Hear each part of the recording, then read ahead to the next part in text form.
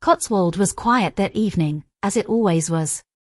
The sun had dipped behind the hills, casting a golden hue across the stone cottages, while smoke curled lazily from chimneys into the crisp spring air. In the Whitmore house, a modest yet well-kept cottage with ivy trailing across its white walls, Margaret was setting the dinner table. She placed the last knife down with care, adjusting it just slightly so it aligned perfectly with the plate. There were only 2 place settings now. One for herself. One for her son. A third had been added weeks ago, when her granddaughter Beatrice had insisted on having a grown-up spot. But tonight, that third chair sat untouched, its cushion slightly askew from when Beatrice had last wriggled in it. Margaret glanced at the clock on the wall, 6:45. She had roasted lamb, mashed potatoes, and steamed green beans, just the way Oliver used to like them when he was younger. The house smelled like Sundays from the past. Familiar. Comforting. Still, there was no sound of footsteps on the stairs. No excited chatter. Just silence. She sat down slowly, her joints aching from years of use and unspoken stress. She waited. And waited. But the doorway stayed empty. After a while, Margaret began eating in silence, her fork scraping gently against the porcelain. Each bite felt heavier than the last. There was no joy in the taste, only memory. She thought back to a time when this table had been full. When her late husband, Henry, would pour her a glass of wine and wink across the table. When Oliver would sit there with food smeared on his cheeks, laughing at some silly joke. But those moments were long gone, faded like the old photographs on the mantelpiece. When Oliver had returned to the cottage after his divorce, Margaret had welcomed him with open arms. He had seemed so tired, so defeated. She didn't ask many questions. Just prepared the guest room, folded fresh towels, and made his favorite stew. She had hoped, perhaps foolishly, that his return would rekindle something between them. That maybe her son would once again see her not just as the woman who raised him, but as someone he still needed. But day by day, the hope wore thin. Earlier that afternoon, she tried to help Beatrice tidy up her crayons from the lounge floor. Margaret had bent over slowly, her knees protesting, when Oliver walked in. "Mum, just leave it," he snapped. "You're always hovering. Let her be." His tone wasn't loud, but it was sharp. Like a paper cut. It stung more because it wasn't new. It had become routine, those little jabs, the impatience, the dismissive sighs. Back in the kitchen, Margaret pushed her plate away and stood. The lamb was half-eaten. The potatoes untouched. She placed a hand on the back of Oliver's empty chair, her fingers tracing the edge. Later that night, the house was quiet except for the sound of the wind brushing against the window panes.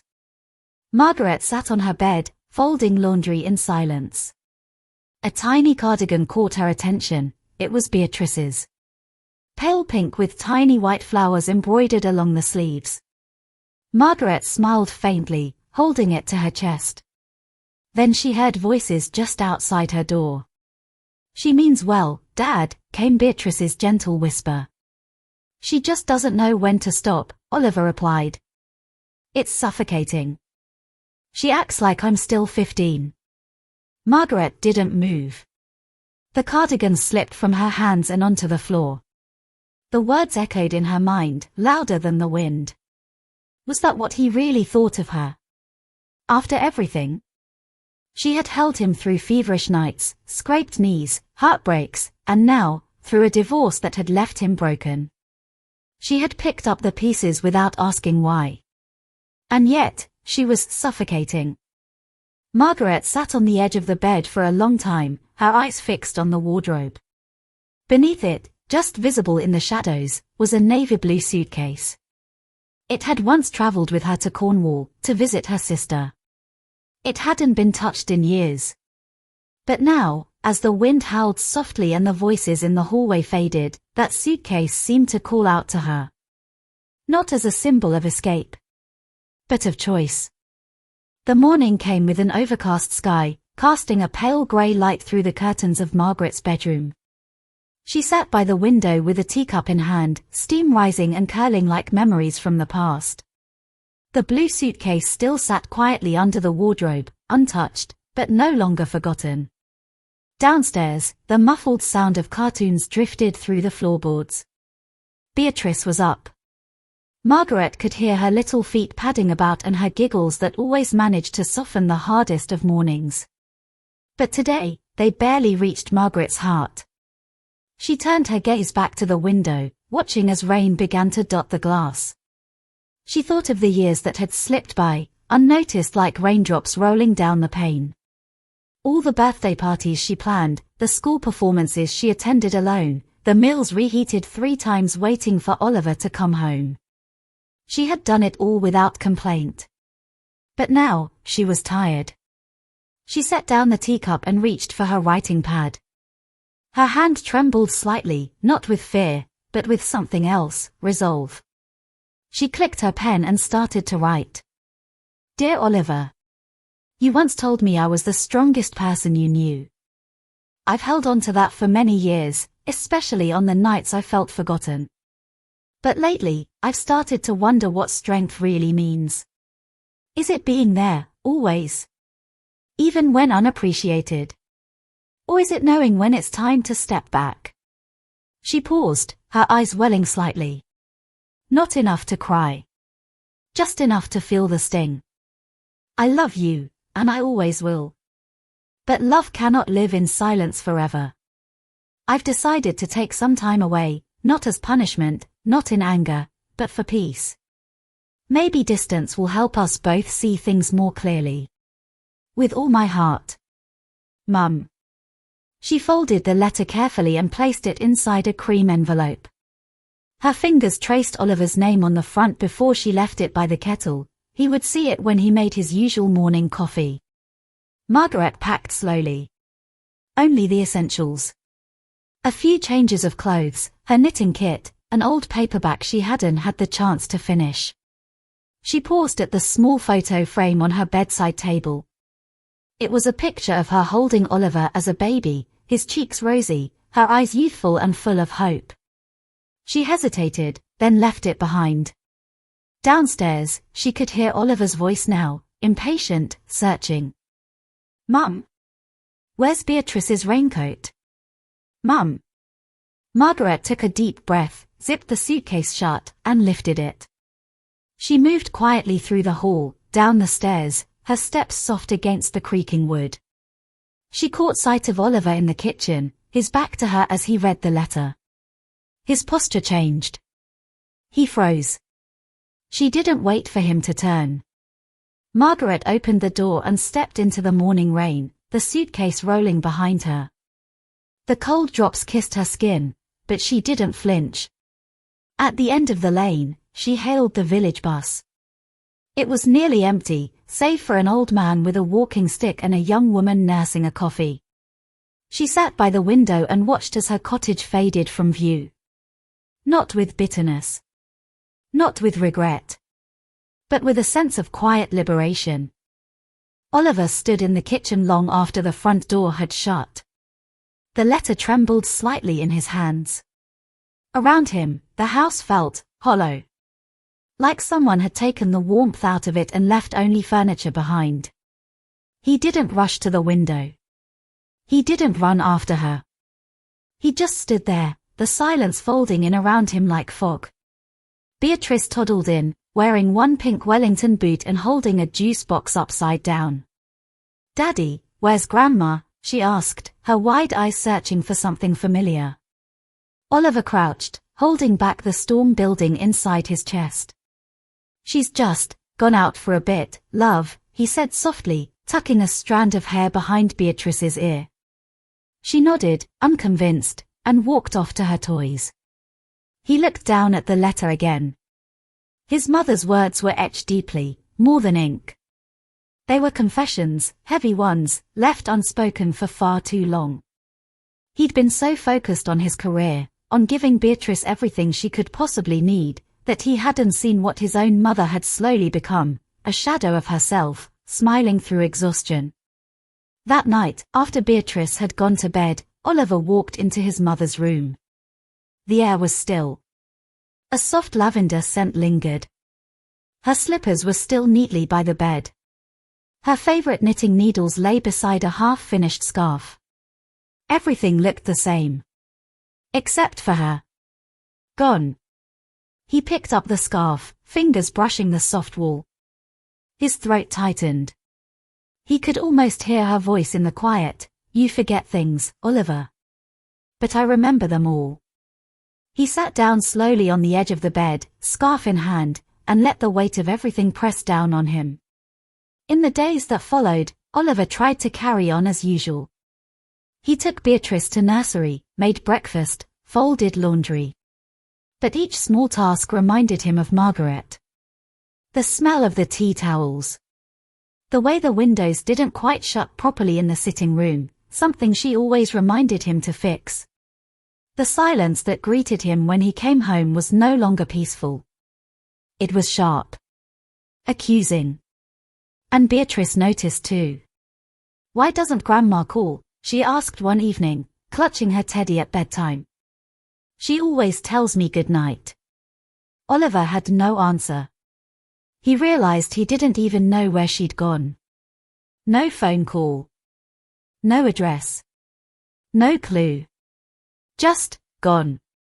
At work, he was distracted. His colleagues noticed it too. Reports missed, meetings cut short. He snapped at a junior analyst for misplacing a spreadsheet. Then immediately regretted it. Something inside him had started to fray. It wasn't just about his mother leaving.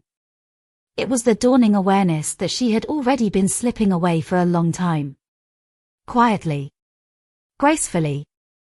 And he hadn't noticed.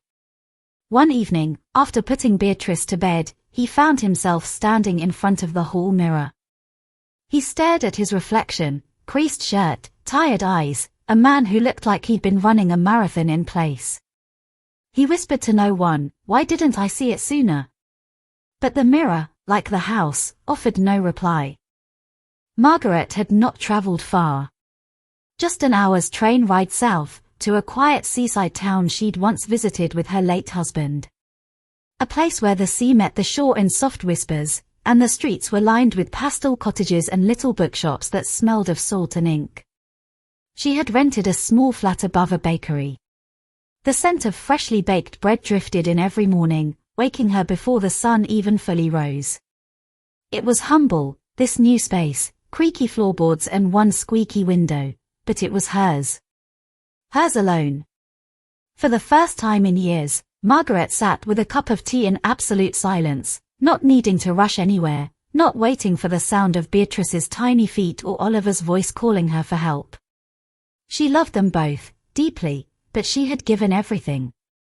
And now, it was time to reclaim something of herself. She walked every morning along the promenade, letting the breeze pull at her scarf. Some mornings she'd sit on a bench, watching couples walk their dogs or children flying kites. It was strange, being invisible, but also freeing. Here, no one expected anything from her. No one needed anything. She was simply Margaret. One day, she wandered into a charity shop near the pier.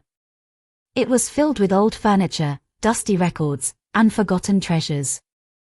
Her eyes landed on a vintage typewriter sitting in the corner, its keys slightly tarnished but still intact. She reached out, her fingers resting gently on the keys. There had been a time, before children, before marriage, when she dreamed of writing. Short stories, poems, even a novel. But life had swept her into a different tide. One she had no regrets about, but also one that had quietly erased her own ambitions. She bought the typewriter. Back in her flat, she set it by the window, next to a vase of daffodils. And that evening, as the gulls cried above the rooftops, she typed her first line in decades. It was shaky, unsure. But it was a beginning. Every day after that, Margaret wrote. Sometimes a paragraph, sometimes just a line. She wrote about mothers and sons, about longing and guilt. About women who gave too much, and what it cost them. She never wrote about herself directly. But somehow, all her pain, all her love, all her silent sacrifices spilled out through the clacking of those keys. And she didn't cry anymore. Not out of sadness, at least. Only out of release. One Sunday morning, she received a letter, handwritten and postmarked from London. It was from Oliver. He had found her. Or perhaps she had allowed herself to be found. The envelope trembled slightly in her hands, just as her letter had once trembled in his. She didn't open it right away. Instead, she held it to her chest, closed her eyes, and let the sun warm her face through the window. For the first time in a very long time, Margaret felt like she had a choice. Margaret waited 3 days before opening Oliver's letter. Not because she didn't want to read it, but because she needed to be sure she wouldn't crumble. When she finally sat by the window and unfolded the crisp paper, the words were brief, hesitant, like the steps of someone entering unfamiliar territory. Mum, I'm sorry. I didn't understand. I think I see things now I didn't before. I'm not sure what to say, but I miss you. Margaret read the letter twice, then a third time. There were no long explanations. No grand apologies. Just a quiet admission. And somehow, that meant more. She didn't reply straight away. She continued her days, writing, walking, breathing. But his words echoed in her mind with every keystroke, every cup of tea. Then, on a rainy Thursday, she received a second letter. This time, it was longer. Oliver wrote about the first time he tried to make breakfast for Beatrice and ended up burning the toast. He wrote about the silence in the house without her laughter, about the way Beatrice had asked, "When is Grandma coming back?" He wrote about how many things he'd taken for granted, like clean socks appearing in his drawer or the way the fridge was always full. But more than that, he wrote about how cold the house felt without her warmth. "I thought you were being dramatic, Mum. I didn't realize how much you held everything together until it started falling apart." It was raw. Honest. Finally, real. Margaret sat in her flat, holding the letter close. The wind howled outside, and the sea churned against the rocks, but inside, there was a flicker of peace. Later that week, she visited the local post office and bought pale blue stationery. Her hand trembled slightly as she began her reply. She didn't scold him.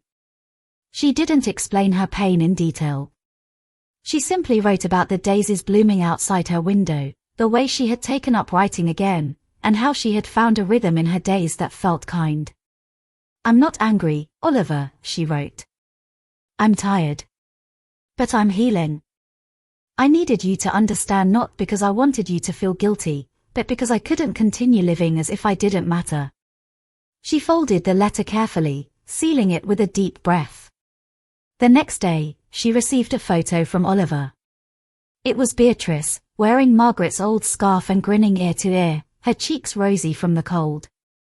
Underneath was a short message, "She misses you." "So do I." Margaret smiled, not with sadness, but with something gentler. Softer. Forgiveness didn't always come in a single moment. Sometimes, it arrived piece by piece. And sometimes, silence itself said more than any apology ever could. It was a quiet Sunday morning when Margaret received the invitation. A simple white card, tucked inside an envelope bearing Oliver's handwriting. The edges were slightly smudged, as though handled with nervous fingers. "Mum, Beatrice is turning 6 next week. We're having a little party at the house. It would mean the world if you came." Margaret stared at the card, her fingers unmoving. The house. That house. The kitchen where she had made breakfast every morning. The living room where laughter once echoed. The hallway where she used to hang Beatrice's coat. Could she really walk back in? But Beatrice's wide grin haunted her. That scarf. That message.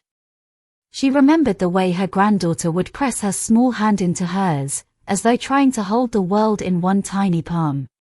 Margaret folded the invitation and set it on the mantelpiece. She didn't decide immediately. The week passed slowly, with long walks along the cliffs and many pots of tea.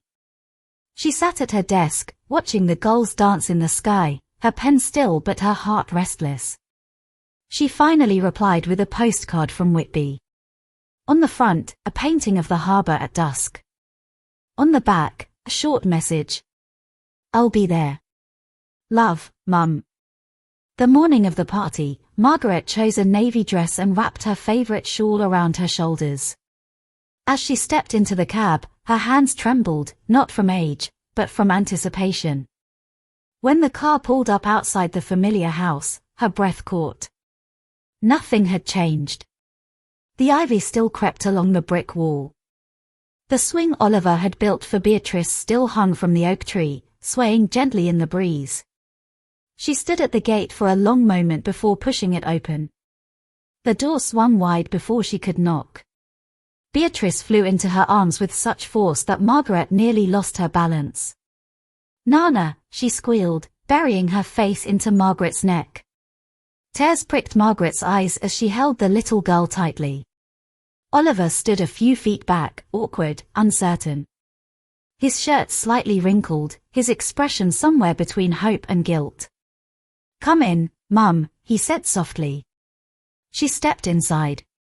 The table was filled with cupcakes, paper crowns, and colourful balloons. Beatrice tugged her into the living room, showing off her birthday cards and new books. But Margaret's eyes kept drifting to the empty chair at the table. Her chair. No one had taken it. Oliver noticed. Their eyes met across the room. He gave a faint nod. After the guests had gone and the house quieted, Oliver approached her. I kept it empty, he said, his voice low. I didn't know if you'd come. But I couldn't let anyone else sit there. Margaret placed her hand on the back of the chair, her touch gentle. I wasn't sure if I could come back, she whispered. But something told me I needed to. They stood in silence for a moment. Then Oliver spoke, his voice trembling. I want to fix things, Mum. I don't know how. But I'm willing to try. If you'll let me. Margaret looked at him. For the first time in months, she saw not just her son, but the boy who used to leave daffodils on her pillow, the boy who once believed she could fix everything. And for the first time, she allowed herself to believe that maybe some things could still be mended. Weeks passed since the birthday party, and Margaret found herself slowly drawn back into their lives. There were tea afternoons in the garden, quiet library visits with Beatrice, and occasional dinners where the silence between her and Oliver softened just a little more. One evening, as the wind howled outside her cottage, Margaret sat by the fire, flipping through an old photo album. Beatrice had insisted she bring it next time, eager to see what her father looked like when he was tiny. She smiled at a photograph of Oliver in a paper crown, cake smeared across his cheeks. Then she remembered something. The attic. She hadn't been up there in years. Driven by a sudden impulse, she lit a small lantern and climbed the creaky stairs. Dust hung in the air like forgotten time, swirling around her as she opened the attic door. Boxes. Stacks of books. Old coats. A broken globe. Then, tucked beneath a moth-eaten quilt, she saw it. Her old writing desk. She had almost forgotten about it. With trembling hands, she opened the drawer. Inside, untouched for years, was her diary. A leather-bound journal, edges frayed, filled with the ink of days long gone. She sat on a wooden crate and opened the first page. February 3rd, Oliver's first day of school. He held my hand so tightly I thought he'd never let go. I didn't cry until after I dropped him off. Page after page, her words unfolded like forgotten melodies. Moments of joy. Fears she never voiced aloud. The loneliness that crept in after Henry passed. her attempts to smile for Oliver's sake. And later, the bitterness, the slow burn of being replaced, unappreciated, misunderstood. April 12th, Oliver brought Beatrice over. He didn't say much, but he didn't need to. Watching her in the garden brought something back. A piece of me I thought I'd lost. Margaret's eyes stung with tears. She hadn't written those words for anyone but herself, yet now they felt like a bridge, a message left behind by the woman she used to be. She carefully placed the diary in her handbag the next morning and headed back to Oliver's house. Oliver opened the door, surprised. "I'd like you to read something," Margaret said, holding out the book. They sat in the conservatory as afternoon light spilled through the windows. Oliver opened the diary with uncertain fingers. He read. He turned the pages in silence. His brow furrowed, then lifted. His eyes filled. When he reached the last entry, he looked up. "Mum. I didn't know. I never imagined you felt all this." "I didn't know how to tell you," she replied. "Maybe I didn't want to admit it to myself." There was a long pause. Then Oliver spoke, his voice quieter than ever. "I wish I'd been better. I wish I'd seen you." Margaret reached out and took his hand. "I wish I'd told you. But we can't change the past, Oliver. We can only decide what comes next." He nodded. And for the first time, truly, they understood each other. Not as mother and son bound. The chill of early spring began to lift, giving way to gentler days. In the garden behind Oliver's home, daffodils swayed beneath the warm breeze, and the plum tree that Henry had planted years ago was starting to bloom. Margaret visited more often now, not out of obligation, but by choice. There were no longer awkward silences. No forced conversations. Just the quiet rhythm of life returning to something that resembled peace. One Sunday afternoon, while Margaret helped Beatrice plant strawberries in the garden bed, the little girl paused, wiped her soil-covered hands on her apron, and looked up with those same green eyes that reminded Margaret of Oliver as a child. "Grandma," she said, "why did you go away before?" Margaret froze, the question hanging in the air like fragile glass. Beatrice didn't ask it with malice or confusion, just innocent curiosity. Margaret sat on the grass beside her. "Sometimes, sweetheart," she said slowly, "grown-ups get sad. And when they don't know how to talk about it, they go quiet. Or they walk away for a while." Beatrice blinked. "Did you miss me?" Margaret's throat tightened. "I missed you more than you can imagine." Beatrice smiled, simple and satisfied, then returned to patting soil around the tiny seedlings. Inside the house, Oliver had been watching through the kitchen window. Later that evening, after Beatrice had gone to bed, he joined his mother in the living room. "Mum, she's better with you around," he said quietly. "She laughs more. She asks about you when you're not here." Margaret sipped her tea. "She's a lovely girl. You've done well, Oliver." He looked down, rubbing the rim of his mug. "I'm not sure I have. But I want to." There was a long pause. Then Oliver added, "Would you consider moving back in? Not full-time, not if you're not ready. Just be around more." Margaret looked at him. For a moment, she said nothing. The pain that had once hardened inside her had begun to soften. Not erased, but acknowledged. Understood. Shared. And here, in this room filled with the gentle tick of the clock and the scent of chamomile, she felt something she hadn't felt in years. Home. "I think I'd like that," she said. Oliver nodded. No grand declarations. No apologies rehearsed. Just a small, quiet start. Weeks passed, and the house began to change. Margaret cooked meals with Beatrice at her side, teaching her how to make rhubarb crumble and roast chicken just the way Henry used to love it. Oliver joined them more often, even laughing again, truly laughing, not just the polite chuckles he had mastered over the years. One night, Beatrice brought a drawing to Margaret. It was a picture of a house, with 3 smiling figures inside. "You, me, and Daddy," she said proudly. "I made this at school." Margaret's eyes filled with tears. She pinned it to the refrigerator door, right above a faded magnet shaped like a teacup. And in that moment, for the first time in a long time, she knew. She had never truly been a bad mum. She had just been lost for a while. And now, she had finally found her way back.